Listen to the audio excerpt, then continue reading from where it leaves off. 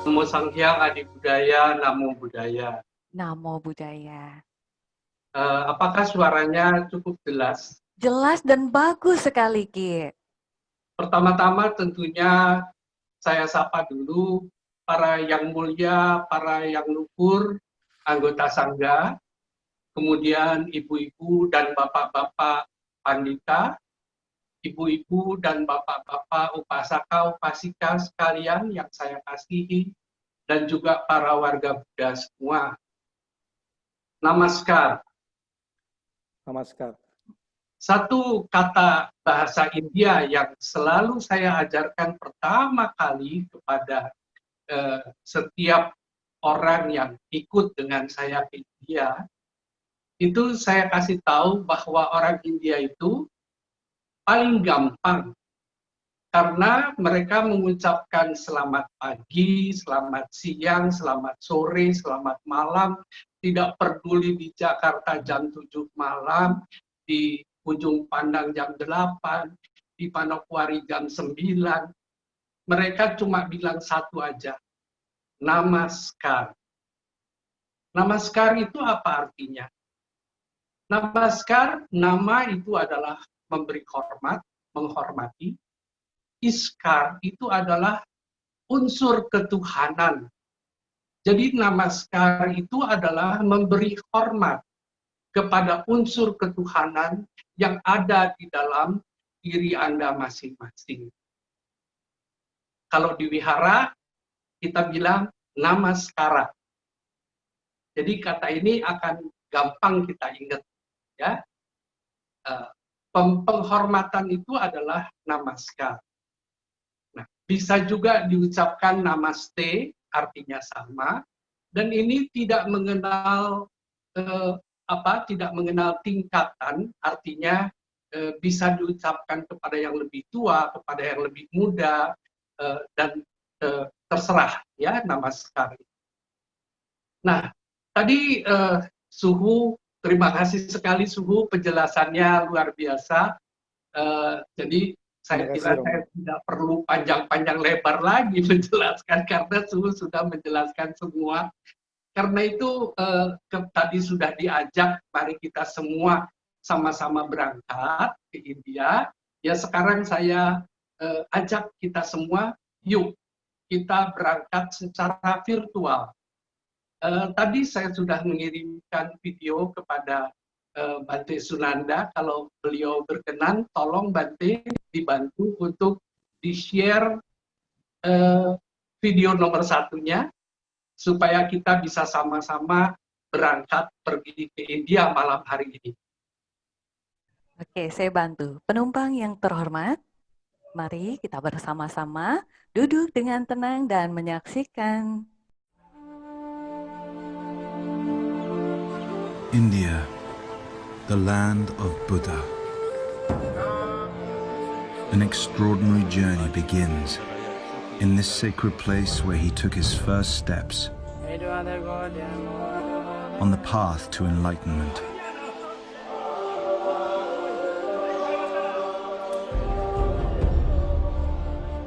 This is the land where he first spread his word,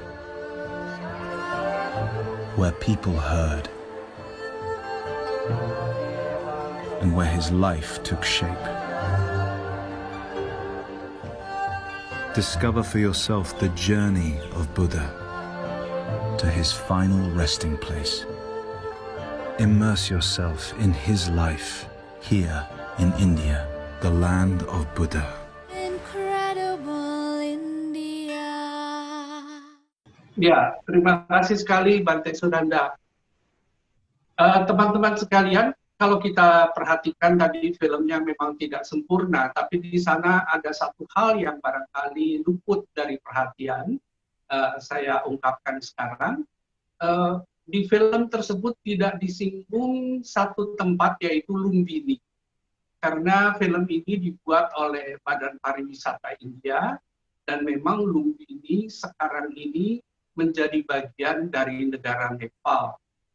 Itu adalah ulah dari penjajah Inggris pada waktu mereka melakukan kemerdekaan itu dibagi-bagi sehingga daerah yang tadinya merupakan jajahan Inggris dari yang besar sekali, kemudian dipecah-pecah menjadi Burma, menjadi Nepal, dan menjadi India. Kebetulan Lumbini terletaknya di negara Nepal. Tapi memang secara suku bangsa, suku Sakya ini termasuk orang-orang Nepal. Jadi sampai sekarang kita masih bisa menemukan suku Sakya itu malah di lembah Kathmandu, di ibu kota negara Nepal. Kenapa demikian? Di Lumbini sudah tidak ada karena kerajaan Kapilawastu pada waktu itu diserang oleh orang-orang dari Kosala dan mereka tidak dapat mempertahankan diri sehingga lari menyelamatkan mengungsi ke Kathmandu, ke lembah Kathmandu. Jadi itulah yang bisa kita temui sampai sekarang. Seperti tadi Suhu menjelaskan, ada beberapa rute yang bisa kita ambil. Ya. Sekarang sebenarnya sudah jauh lebih enak karena sebelum COVID itu sudah ada penerbangan langsung bukan langsung artinya tetap via Kuala Lumpur, tetapi kita tidak perlu lagi mendarat di New Delhi. Dari Kuala Lumpur kita bisa langsung mendarat di Varanasi. Sehingga kita bisa memulai ziarah kita dari Varanasi ke Taman Rusa di Sarna. Ya, jadi akan lebih praktis untuk kita semua. Waktunya memang tidak banyak berbeda dan biaya juga tidak banyak berbeda, tetapi kenyamanan yang lebih terasa dengan melakukan hal seperti itu.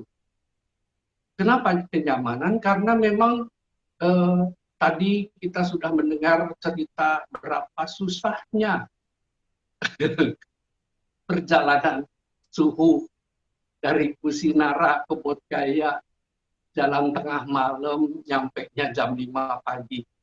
Ya, memang di India ini prasarana jalan itu sangat masih memprihatinkan. Meskipun dari tahun ke tahun sudah ada perbaikan-perbaikan. Saya juga mau berbagi cerita. Ketika saya pertama ke sana, aduh sengsaranya luar biasa. Apa yang diceritakan oleh Suhu itu masih gampang, masih enak. Pada saat saya pertama ke sana tahun 97, wah itu luar biasa.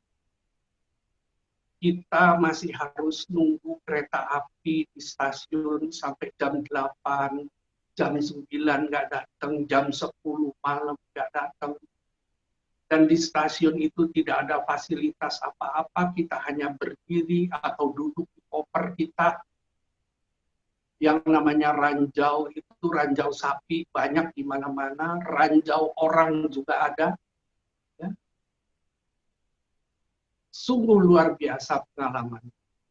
Dan fasilitas hotel juga tidak memadai sama sekali. Tetapi begitu kita bernama sekarang di tempat kelahiran Pangeran Siddhartha di Lumbini. Waktu itu gedung yang tadi itu yang megah wihara Mahamaya Dewi itu belum ada, Bate. Itu baru ditutup dengan gedek aja, dengan tirai bambu. Saya tidak dapat menahan seperti yang Suhu katakan. Saya tidak dapat menahan haru. Saya berkata, ini tempat yang sangat luar biasa. Saya harus menyampaikan kepada teman-teman di Indonesia bahwa mari datanglah ke India, saksikan sendiri, alami sendiri akan lain dengan apa yang pernah dibaca, yang pernah didengar dari kabar-kabar. Alami sendiri, ini luar biasa. Tetapi seketika itu juga saya berada di tanah, saya mengatakan, saya tidak ingin teman-teman saya dari Indonesia mengalami penderitaan yang saya alami seperti ini. Kesusahan yang saya alami seperti ini. Saya akan menjaga supaya mereka bisa senyaman mungkin pergi ziarah. Sehingga mereka bisa beribadah dengan tenang, dengan nyaman. Biarlah saya yang susah payah menjaga, mengusahakan sebagaimana seharusnya. Dan itulah yang mendorong saya, kalau tadi Ibu Fenty sampai bilang saya sudah 50 kali lebih, saya juga udah nggak ngitung, Bu. Yang jelas saya rasa 100 mah belum. Nah. Tapi kalau 50 memang udah lebih. Jadi, kenapa saya sering sekali pergi adalah karena saya ingin menjaga ini. Tadi Suhu mengatakan, makannya susah. Saya tantang. Kalau sekarang ada orang yang mau ikut dengan saya nanya, gimana makanannya? Saya bilang, begini Bu, makanan Ibu jangan khawatir. Ibu timbang badan Ibu. Waktu berangkat berapa kilo, waktu pulang berapa kilo. Kalau lebih kurus, Ibu marahin saya deh. Pasti lebih gemuk. Karena makanannya saya sediakan dengan sebaik mungkin. Sesuai dengan selera cita rasa kita. Banyak yang bawa Indomie, Pop Mie, ya saya tahu. Orang Indonesia ini mau dikasih makan seenak apapun, kalau udah sekian hari itu pasti kangennya kangen Indomie. Tapi akhirnya yang terjadi adalah mereka itu pada saat mau pulang, kebanyakan Indomie ini mau dikemanain.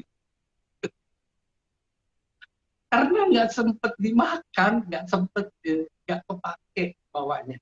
Maka saya bilang mau bawalah, tapi nggak usah banyak-banyak. Kalau yang mau dibawa itu kecap. Karena di India itu tidak ada kecap. Ada kecap asin, tapi tidak ada kecap manis. Nah, orang Jawa ini kan sebenarnya kecap manis. Di sana nggak ada kecap.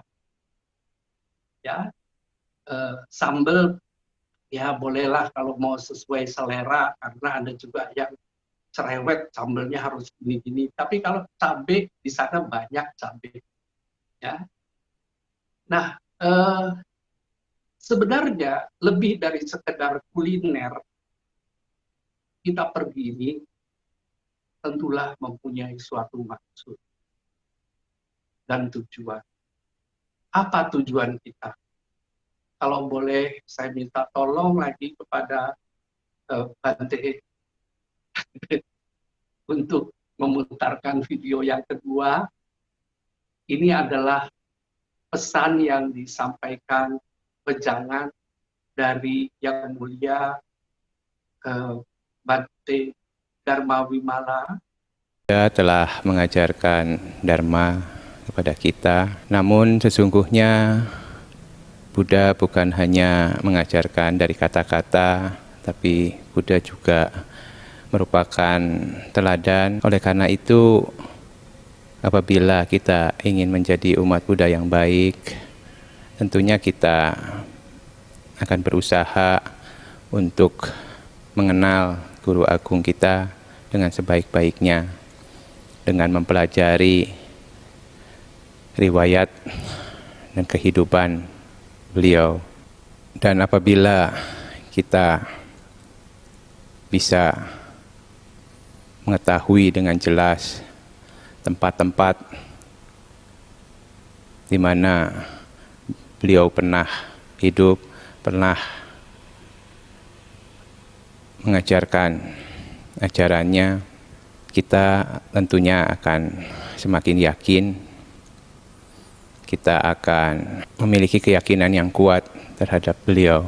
Dan dari keyakinan itu tentunya kita akan memiliki semangat untuk menjalankan ajaran beliau, dalam hal ini menjadi seperti beliau, yaitu seorang yang hidup dengan penuh kesadaran, penuh perhatian murni.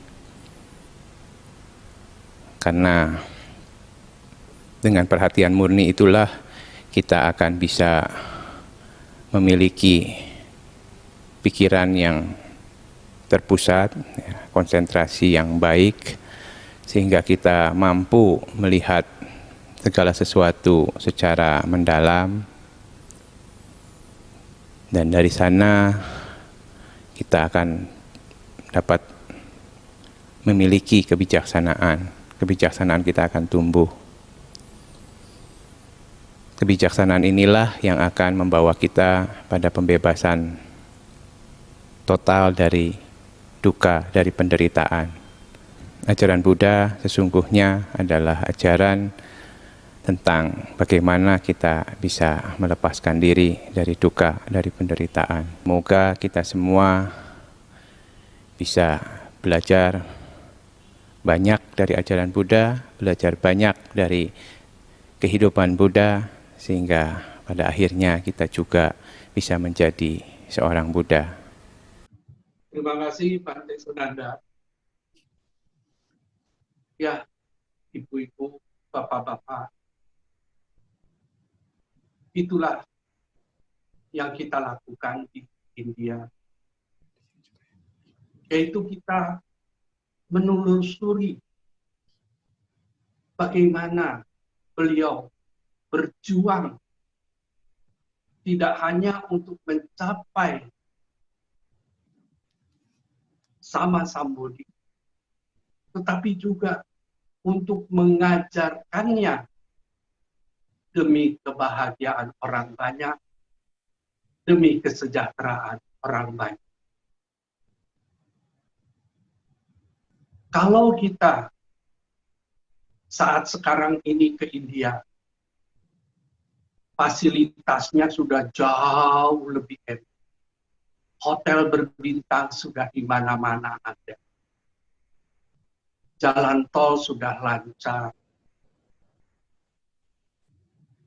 Toh, masih banyak juga teman-teman dari Indonesia yang mengeluh. Karena memang seperti tadi di awal kita dengar juga di film ya, Incredible India.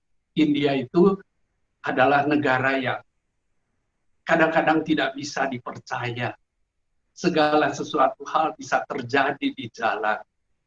Karena itu akan banyak masalah-masalah, cobaan-cobaan yang kita alami di dalam perjalanan ziarah kita.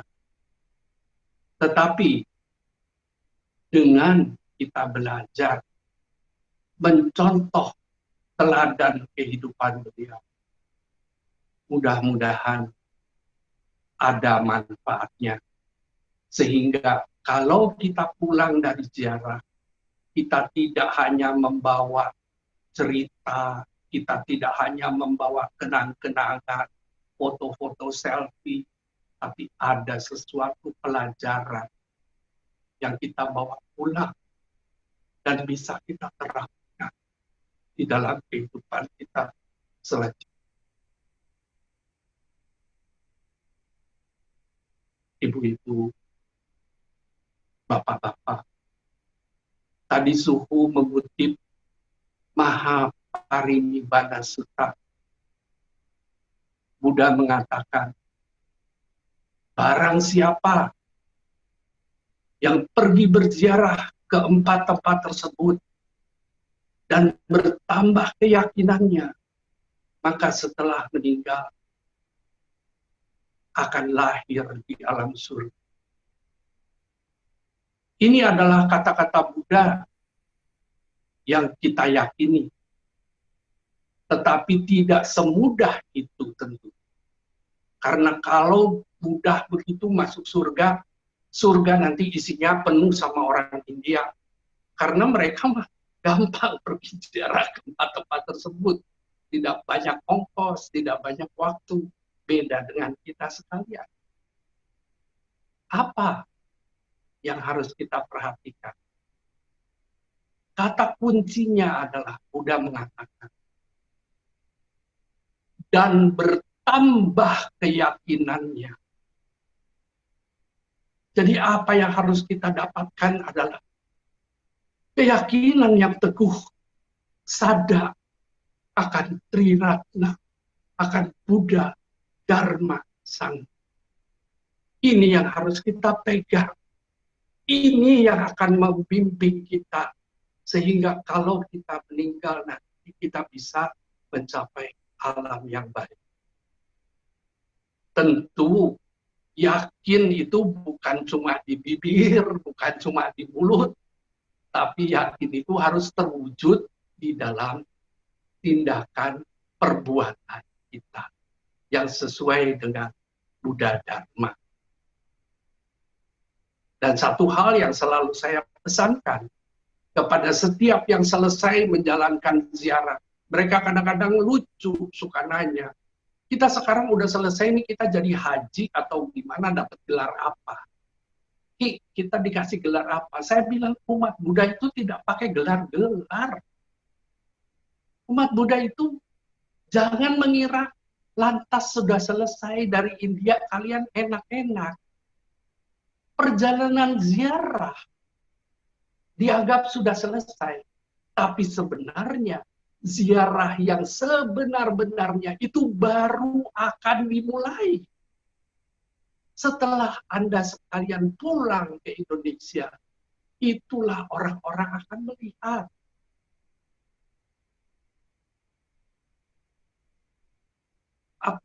Apakah kita pulang dari India ini berubah atau tidak berubah? Kalau tidak ada berubah, ngoyong kata orang. Tidak ada artinya buang-buang peluang, buang-buang waktu, meninggalkan anak, meninggalkan istri, meninggalkan kerjaan, nutup toko sekian lama. Harus ada perubahan, harus ada sesuatu yang dibawa pulang. Dan kalau kita mau memang seperti janji Buddha itu, bahwa kita akan lahir di tempat yang baik sesudah pulang ziarah. Ingat, jangan melakukan garuka karma. Karena kalau kita melakukan karma yang berat itu, garuka karma, itu tidak ada ampun, kita bukannya masuk ke surga, tapi kita akan langsung masuk ke neraka yang paling dalam. Apa itu? Saya ulangi. Melukai seorang Buddha, tidak mungkin. Ketemu Buddha aja enggak. Membunuh seorang arahat, ya kapan kita mau ketemu arahat? Enggak bakal. Membunuh ibu sendiri, tidak mungkin kita lakukan. Membunuh ayah sendiri, juga tidak mungkin. Yang kelima, garuka karma, itu sangat mungkin. Yaitu memecah belah sangga. Jangan sampai kita melakukan karma yang jelek ini. Karena memecah belah sangga itu gampang. Ngomong sana, ngomong sini, dengar di sini, tambah kumpul, ngomong lagi di sana. Sangga bukan hanya sangga yang monastik, tapi juga sangga putih. Yaitu kita semua, para umat Buddha. Jangan kita terpecah belah. Saya kira itu saja yang bisa saya sampaikan. Nanti kalau ada pertanyaan dengan senang hati, saya coba jawab. Kalau saya tahu jawabannya, Ibu Betty. Tapi kalau saya nggak tahu, saya juga akan bilang saya nggak tahu. Ya.